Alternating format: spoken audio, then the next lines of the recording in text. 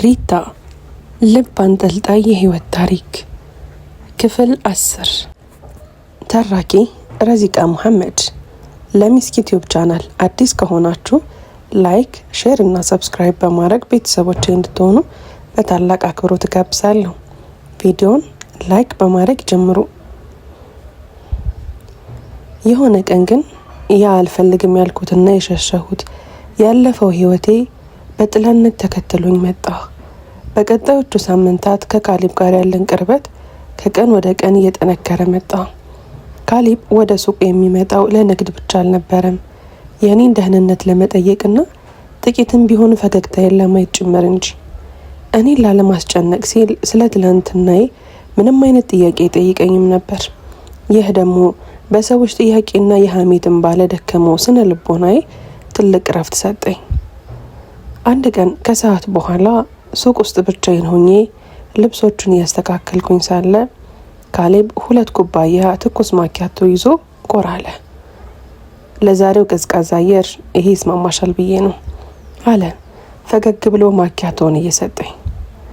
አመሰግናለሁ ካሌብ፣ ሁሌም ለኔ የምታስበው ነገር ይገርመኛል አልኩትና ቀና ብዬ አየሁት። የሚያስደስሽ ነገር ማድረግ ደስ ይለኛል ሪታ፣ ከአንቺ ጋር ሳወራ የሚሰማኝ ሰላም የተለየ ነው አለና አይኖቹ ውስጥ ያለውን ፍርሃት ለማንበብ በሚመስል ሁኔታ በትኩረት አየኝ። እጅግ ረጋ ያለና የሰከነ ስብዕና አለው። በአጭር ጊዜ ውስጥ በወንዶች ላይ አጥቼ የነበረውን እምነት መልሶ እንዲያኮበኩብ እያደረገ ነው። እሱ ባለበት ቦታ ሁሉ ደህንነት ይሰማኛል። ብዙውን ጊዜ ሰፋፊ ልብስ ማድረግ ስለጀመርኩ ሰውነቴም ቀጠን ያልኩ ስለሆንኩኝ ጽንስ አያስታውቅም። በማህፀኔ ስላለው ህይወት ባያውቅም እኔን ለመንከባከብና ለመጠበቅ ያለው ፍላጎት ግን ግልጽ ነበር። ወንድሜም ይህንን ቅርበታችንን ሲያይ ውስጡ በደስታ ይሞላ ነበር። እኔን ከተሸከምኩት ከባድ ስብራት የሚያወጣኝ ሰው ያገኘው እየመሰለው። ያንን ቀን ግን ፈጽሞ አልረሳውም። አመሻሽ ላይ ወንድሜ ስልክ ተደውሎለት አሁኑን እመለሳለሁ ብሎ ወጣ። ሱቅ ውስጥ እኔና ካሌብ ብቻ ቀረን። ከውጭ የሚዘንበው ካፊያ ድባቡን ይበልጥ ጸጥተኛ አድርጎታል። ሪታ አለ ካሌብ ወደ እኔ ጠጋ ብሎ፣ ድምፁ ላይ ጥልቅ መጽናናት እየተሰማው። በአንቺ ዙሪያ ያለው ድባብ ሰላማዊ ለመሆን የሚሞክረው ያ ፊትሽ፣ ሐዘኖችሽን የደበቀው ፈገግታሽ ሁሌም የሆነ ታሪክ እንደደበቅሽኝ ይነግረኛል። ልጫንሽ አልፈልግም፣ ግን ለአንቺ መጠለያ የሚሆን የምታምኚው ጓደኛ መሆን እፈልጋለሁ። በማንኛውም ሁኔታ አብሬሽ ነኝ አለኝ። በዛን ህመምና ሁኔታ ውስጥ መስማት የምፈልገው ንግግር ነበር። የካሌብ ቅንነትና ፍቅር ልብ ይነካው። እውነቱን ነግሬው እንዳላጣው ብሰጋም በእንደዚህ አይነት መልካም ሰው ፊት መዋሸት ግን አልቻልኩም። ልክ በዝምታ መሀል ውስጤን ላካፍለው ስል ከሱቅ ውጭ አንድ መኪና በከፍተኛ ፍጥነት መጥቶ ፍሬን ይዞ ቆመ። አልፊያድ መስሎኝ መጀመሪያ ትኩረት አልሰጠሁትም ነበር። ነገር ግን የሱቁ የመስታወት በር በኃይል ተከፍቶ የገባውን ሰው ሳየው መላ ሰውነቴ በድንጋጤ ደረቀ። የያዝኩት የልብስ ማንጠልጠያ ከእጅ አምልጦ መሬት ላይ ወደቀ። ናኦድ ነበር። ግን እኔ የማውቀው ያ የምወደውና የማምነው ናኦድ አልነበረም። ከስቶ ፊቱ ጠቁሮ አይኖቹ ስር በለቅሶና በእንቅልፍ ማጣት ይመስል ተቋቁረው ሙሉ በሙሉ ተሰባብሮ ነበር። እኔን ሲያየኝ አይኖቹ በእንባ ተሞሉና ወደ እኔ አመራ። ሪታ አገኘሁሽ እባክሽ አለ በስስትና በስብራት ድምፅ። ወደ እኔ ሊጠጋ ሲል ግን ካሌብ ፈጥኖ በመካከላችን ቆመ። ካሌብ የኔን መደንገጥና የናኦድን ሁኔታ አይቶ ነገሩ መልካም እንዳልሆነ ወዲያው ገብቶታል። ይቅርታ ወንድሜ፣ ማነህ? ምን ፈልገህ ነው? አለ ካሌብ በረገበ ድምፁ፣ ግን ደግሞ ጥንካሬ በተሞላበት አኳኋን ናኦድን ወደ ኋላ ለመግፋት እየሞከረ። ናኦድ ካሌብን ትቶ እኔም ብቻ ነበር የሚያየው። አንዴ ፊቴን አንዴ ሆዴን በየተራ ያያቸዋል። ሪታ እባክሽ ስሚኝ። ያኔ ስልኩ የተዘጋው እኔ ዘግቼው አይደለም። ሳይጨርስ ድንገት ወንድሜ በሩን ከፍቶ ገባ። ወንድሜ ናኦድን ሱቅ ውስጥ ሲያየው ፊቱ በቁጣ ተቀያየረ። አንተ እዚህ ምን ትሰራለህ ብሎ በኃይል ጮኸና ናኦድን በሸሚዙ አንገት ይዞ ወደ ውጪ ሊጎትተው ሞከረ። ናኦድ ግን አልተከላከለም። ይልቁኑ እግሬ ስር ተንበርክኮ ማልቀስ ጀመረ። እባክህ እውነቱን ልንገራት፣ ሄኖክ እሷን የጎዳት በእኔ ምክንያት ነው። እኔን ለመበቀል ነው ሪታን የተጠቀመባት። እኔ ናኦድ ይህንን ተናግሮ ሳይጨርስ የወንድሜ ቁጣ ከቁጥጥር ውጭ ሆነ። የፈለግከውን ሁን፣ እህቴን ዳግመኛ እንድትጠጋት አልፈልግም ብሎ በኃይል ጮኸ። የወንድሜ እጆች የናኦድን ሸሚዝ እንደያዙ ወደ ውጭ ገፍትረው አስወጡት። ናኦድ ሊከላከል ወይንም ሊታገል አልሞከረም። አይኖቹ እኔ ላይ እንደተተከሉ በሩ ተዘግቶ እስኪጋረድ ድረስ በእንባ እየተመለከተኝ በዝምታ ተንገዳግዶ ወጣ። የሱቁ በር በኃይል ሲዘጋ የነበረው ድምፅ ልክ ውስጤ እንደተሰበረ መስታወት በነፍሴ ውስጥ አስተጋባ። እጆቼ የተንቀጠቀጡ የያዝኩትን ልብስ አጥብቄ ያቀፍኩት። ናኦድ፣ ይሄ ነው ወንድም፣ ያ ሁሉ መከራ፣ ያ ሁሉ ክህደት በስተጀርባው ሌላ ያልተፈታ ሚስጥር ነበረው ማለት ነው። ጭንቅላቴ በጥያቄዎች ተሞላ። ወንድሜ ናኦድን አባሮ ሲመለስ ፊቱ በቁጣ ቀልቶ ነበር። ከእንግዲህ እዚህ አካባቢ ዝር እንዳይል አድርገዋለሁ አለ አየር እያጠረው። በዚህ ሁሉ ሁከት መሀል ግን ረጋ ብሎ የቆመው ካሌብ ነበር። ምንም እንኳ ግራ መጋባት በአይኖቹ ላይ ቢነበቡም የኔን መሸበርና መርበትበት ሲያይ ግን ሁኔታውን ለማረጋጋት ሞከረ። ወደ እኔ ጠጋ ብሎ ማኪያቶ በጠረጴዛው ላይ ያስቀመጠና ሪታ ደህና ነሽ አለኝ፣ ድምፁን ዝቅ አድርጎ። ምንም ሳልናገር እኔም ሲጨነቅ ወንድሜም ሲከነከን አመሸን። ያን ዕለት አመሻሽ ላይ ወደ ቤት ስንመለስ ውስጤ ሊፈነዳ ደርሶ ነበር። ካሌብ ላሳየኝ ቅንነትና ሰላም እውነቱን መደበቅ የለብኝም የሚል ጠንካራ ስሜት አደረብኝ። በሚቀጥሉት ቀናት ካሌብ ወደ ሱቁ በመጣ ቁጥር እውነቱን በጥቂቱ ቀስ በቀስ ልነግረው። አንድ ቀን አመሻሽ ላይ ሱቁ ጸጥ ሲል ድፍረት አግኝቼ ማውራት ጀመርኩ። ካሌብ፣ ያን ያየኸው ሰው የህይወቴ ትልቅ ስብራት አካል ነበር አልኩት። አይኖቼ ከመሬት ላይ ሳይነሳ ስለደረሰብኝ ክህደትና አሁን በማህፀኔ ስላለው አዲስ ህይወት ነፍሰ ጡር መሆኔን ቀስ በቀስ በእንባ የታጀበ እውነቱን አወጣሁት። ስናገር እሱ ጥሎኝ እንደሚወጣና እንደሚሸሽ ወይም ከበድ ያለ ወቀሳ እየጠበቅኩ ነበር። ነገር ግን ካሌብ እኔ የፈራሁትን አላደረገም። ንግግሬን ጨርሼ ስቅስቅ ብዬ ሳለቅስ እጆቼን በቀስታ ያዛቸው። ሪታ አለ በአክብሮትና በጥልቅ ስሜት እያየኝ። ይህንን ሁሉ ማዕበል ብቻሽን አሳልፈሽ ዛሬ እዚህ መቆምሽ ምን ያህል ጠንካራ ሴት እንደሆንሽ ነው የሚያሳየኝ። ካለፍሽው ታሪክሽ ይልቅ ዛሬ ያለሽበት ማንነት ነው ለእኔ ትልቅ ዋጋ ያለው። ከመሸሽ ይልቅ በዚህ ጥንካሬሽ ይበልጥ አከብርሻለሁ። በማንኛውም ሁኔታ ውስጥ ከአንቺ ጋር ነኝ። በጣም ጠንካራ ነሽ አለኝ። የካሌብ ቃላት በቆሰለው ልቤ ላይ የፈሰሰ የፈውስ ጠብታ ነበር። እምነቴንና ተስፋዬን እንደገና ማቆጥቆጥ ጀመሩ። ደስ ብሎኝ ነበር። ነገር ግን በቤት ውስጥ ሌላ ትልቅና ከባድ ነገር ነበር።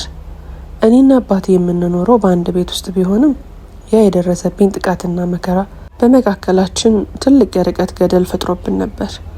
የንጉስና የልዕልት ያህል የነበረን ጥልቅ ፍቅር በአንድ ጀንበር ከተበጠሰ ቆየ። ነገር ግን አባቴ የራቀኝ በእኔ ያዝኖብኝ ወይም ተከፍቶብኝ ብቻ አልነበረም። ይልቁን የእኔ ስብራት እሱን ራሱ ክፉኛ ስለሰበረው በምን ቃላት እንደሚያጽናናኝ ግራ ስለገባውና እኔን ማየት ስለከበደው ይመስለኛል። እኔም በራሴ ክፍል እሱም በራሱ መኝታ ቤት ማዘውተር ጀመረን። በአንድ ጣሪያ ስር ያለን እንግዳ ሆነን። ያ የአባትና ልጅ ፍቅር ናፍቆኛል። እቅፉ ናፍቆኛል። እንደ በፊቱ ቀኑን ሙሉ አይኔ እሱን ማየት ናፍቆኛል። አንድ ቀን አመሻሽ ላይ ግን ያልተጠበቀ ነገር ሆነ። በክፍሌ አልጋዬ ላይ ተቀምጬ በሀሳብ ተወጪ ሳለ የክፍሌ በር በቀስታ ተንኳኳ። ይግቡ አልኩኝ። ከወንድሜ በቀር ማን ይሆናል ብዬ ውጥር ያለች ቲሸርት ለብሼ ሆዴ ተወጥሮ ነበር። በሩ ተከፍቶ አባቴ ወደ ውስጥ ሲገባ በድንጋጤ ቀና አልኩ። አባቴ ለረጅም ጊዜያት ወደ እኔ ክፍል ገብቶ አያውቅም ነበር። የፊቱ መሸብሸብና የአይኖቹ መጽናናት ፍለጋ ውስጥ ይነካው። ካየሁት ዘመናት የተቆጠሩ መሰለኝ። ወደ እኔ ጠጋ ብሎ አልጋው ጠርዝ ላይ ተቀመጠ። ላፍታ ከባድ ዝምታ ሰፈነ። አባቴ አይኖችን ወደ እኔ ሲያዞር በተወጠረ ባለው ልብሴ መሃል በትንሹ የወጣውን ሆዴን ተመለከተ። በቅጽበት ሁሉንም ነገር ተረዳው። ያሰበው የጠረጠረው ነገር እንደነበረ ያስታውቃል። ያየው እውነታ አባቴን ክፉኛ ቢያስደነግጠውም የፊቱ ገጽታ ግን በፍቅርና በጥልቅ ርህራሄ ተሞላ። እኔ አባቴን የሀዘን ፊት ማየት ስላልቻልኩኝ በከባድ እንባ እየተንሰቀሰኩኝ እግሩ ስር ልደፋ ስል ፈጥኖ ያዘኝና ወደ እቅፉ አስጠጋኝ። የገዛ እንባው ጉንጮቹን እያጠቡት ነበር። ልጄ አለ ድምፁ እየተንቀጠቀጠ። የኔ ልዕልት፣ አንቺ የገጠመሽን መከራ ሳላውቅ ቀርቼ በዝምታ ይበልጥ ስለጎዳውሽ ይቅርታ መጠየቅ ያለብኝ እኔ ነኝ። የአንቺ መሰበር እኔን ገሎኝ ነበር። ለዛ ነው የራኩሽ። አሁን ግን ብቻሽን እንድትሆኚ አልፈቅድም። የትም ብትሆኚ ምንም ቢገጥምሽ አንቺ አሁንም የኔ ውድ ልጅ ነሽ። እኔና አንቺ ይህንን አብረን እንጋፈጠዋለን ብሎ በኃይል አቅፎኝ ማልቀስ ጀመረ። ያ የራኩትና የፈራሁት የአባቴ እቅፍ ዛሬ በይቅርታና በጥልቅ ፍቅር ተመልሶ ተከፈተልኝ። አባቴ በፍቅር ካሰኝ። ውስጤም ለብዙ ጊዜ አጦት የነበረውን እውነተኛ የቤተሰብ ሰላም አገኘ። ግን የናኦድና የሄኖክ ሚስጥር ምንድን ነው? ናኦድ ሊነግረኝ የፈለገው እውነታስ የህይወቴን አቅጣጫ እንዴት ይለውጠው ይሆን?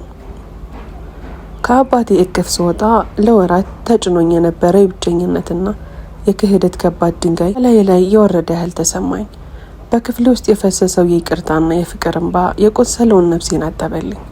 አባቴ እጆችን አጥብቆ ይዞ ከዛሬ ጀምሮ አንቺም ሆንሽ በሆድሽ ውስጥ ያለው ህፃን የኔ ጥበቃ የለያቸውም ሲለኝ ቤተሰቦቼ ፍቅር እንዳልነፈጉኝና ይልቁኑ ከመቼውም ጊዜ በላይ ከጎኔ እንደቆሙ በተግባር አረጋገጡልኝ። ያ በአንድ ጣሪያ ስር የነበረን መራራቅ አክትሞ በቤታችን ውስጥ እውነተኛ የቤተሰብ ሰላምና ፍቅር እንደገና ቆጠቆጠ። የቀናትና የሳምንታት ጉዞ ግን አልቆመም። ጊዜው እየነጎደ ሲሄድ በሆዴ ውስጥ ያለው አዲስ ህይወትም አብሮ ማደጉን ቀጠለ። ሆዴ ከቀን ወደ ቀን እየገፋና እየታወቀ መጣ። በመስታወት ፊት ቆሜ ክብ እየሆነ የመጣውን ሰውነቴን ስመለከት የአንድ እናትነት ስሜት ፍርሃት እያደገ ቢመጣ የቤተሰቦቼ ሙሉ እንክብካቤ ግን ብርታት ሆኖኛል። ወንድሜና እኔ አሁንም በሱቃችን ውስጥ አብረን እንሰራለን። ወንድሜ ከኔ በላይ ተጠንቅቆ ነው የሚያሰራኝ። ቤት እየዋልኩኝ እንዳልደበር አስቦ ነው። ካሌብም ቢሆን የሱቃችን ቋሚ እንግዳ ሆኗል። ስለኔ እውነቱን ካወቀ በኋላ ይበልጥ ክብርና እንክብካቤ እንጂ ቅንጣት ያህል ቅሬታ አላሳየኝም። አንድ ቀን አመሻሽ ስራ ልንዘጋ ስንል ካሌብ ወደ ሱቁ ጎራ አለ። እንደተለመደው በሞቅታ ሰላም ካለን በኋላ ወደ እኔ ዞር ብሎ ሪታ፣ ዛሬ በጣም ደክሞሻል፣ እስኪ ትንሽ ዘና እንድትይ ሻይ ልጋብዝሽ አለኝ በአክብሮት። ወንድሜም በፈገግታ እያየኝ ሂጂ ሪታ፣ እኔ ስመለስ ሱቁን ዘጋዋለሁ ሲለኝ ከካሌብ ጋር አብረን ወጣን። ካፌ ውስጥ ተቀምጠን ሻያችንን እየጠጣን ሳለ ካሌብ ስለ ወደፊቱ ህልምና ስለ እኔ በፈገግታ ያወራል። እኔ ግን እሱን እያየሁት በውስጤ ሌላ ማዕበል ይናወጥ ነበር። ልቤ በሁለት ወገን ተከፍሎ ክፉኛ ራሴ መውቀስ ጀመርኩ።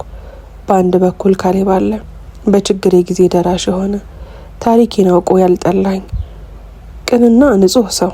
በሌላ በኩል ደግሞ ያ ናኦድ ሊነግረኝ የፈለገውን ያልጨረሰውን እውነት በአይኖቹ ውስጥ ያየሁት ትልቅ መከራና እንባ ከአእምሮዬ ሊጠፋ አልቻለም። ለምንድን ነው ለካሌብ ቅንነት ሙሉ ልቤ መስጠት ያቃተኝ?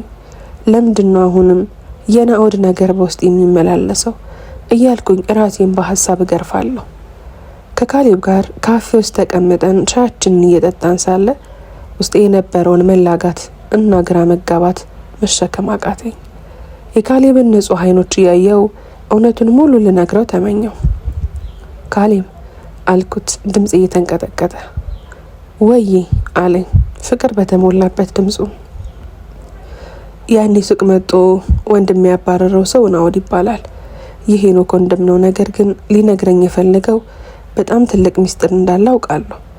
ያንን ነገር ሳላውቅ ውስጤ ሰላም ሊያገኝ አይችልም እያልኩኝ ከመጀመሪያው ጀምሮ ሁሉንም ነገር ሳልዋሽ ነገርኩት። ካሌብ በትዕግስት ሁሉንም ካዳመጠኝ በኋላ ፍላጎቴንና የውስጤን ጭንቀት ተረዳልኝ። ከመቀመጫውም ጠጋ ብሎ እጄን ያዘኝ። ሪታ፣ ካለፈው ታሪክሽ ጋር ፊት ለፊት ተጋፍጠሽ ሰላምሽን ማግኘት አለብሽ። እኔ ከአንቺ ጋር ነኝ። ፍርሃትሽን እንድታሸንፊ እረዳሻለሁ። ናኦድን አግኝተን እናናገረው። እኔም እውነቱን ለማወቅ ጓጉቻለሁ አለኝ። በካሌብ ድፍረትና መልካምነት ተገርሜ ውስጤ በታላቅ እፎይታ ተሞላ። ወዲያውኑም ከናኦድ ጋር የምንገናኝበት ቦታና ሰዓት ቀጥረን ደውለን ነገር ነው ቤት አድርሶን ተለያየን። እናም በቀጠሯችን ቀን ካሌብ ከጎኔ ሆኖ ወደ ተባለው ቦታ መራን። ጨለም ብሎ ነበር። ናኦድ ቀድሞን ደርሶ በጉጉትና በጭንቀት ይጠብቀን ነበር። ገና ራቅ ብለን ስንመጣ አይቶን ከመቀመጫው ተነሳ። ነገር ግን ወደሱ የተጠጋ ስንሄድ የናኦድ አይኖች በቀጥታ ያረፉት እየገፋ በመጣውና በልብሴ ላይ በግልጽ በሚታየው ሆዴ ላይ ነበር። ያንን እውነታ በተመለከተበት ቅጽበት በፊቱ ላይ የታየው ስሜት መጥፎ ነበር። የአይኖቹ መርበትበት በጥልቅ ሐዘን፣ በስቃይና በፍርሃት ተተካ። ከንፈሮቹም እየተንቀጠቀጡ በወንድሙ ምክንያት በደረሰብኝ መከራ የተሰማው የጥፋተኝነት ስሜት ሙሉ በሙሉ ያስታውቅበታል። እኔና በማህፀኔ ያለው ህይወትን ሲያይ የገዛ ነፍሱ የተሰበረች ያህል በከባድ ስቃይ ውስጥ ሆኖ መቆም አቅቶት በረጅሙ ተነፈሰ። ውድና የተከበራችሁ የምስኪ ዩቲዩብ ቻናል ተከታታዮቼ ክፍል 10 ይቀጥላል። ታሪኩን ከወደዳችሁት ላይክ፣ ሼር፣ ሰብስክራይብ ማድረጋችሁን እንዳትረሱ። ቀጣይ ክፍል እስከምንገናኝ ድረስ በያላችሁበት ቀንና ሌላችሁ ሸጋ ይሆንልኝ።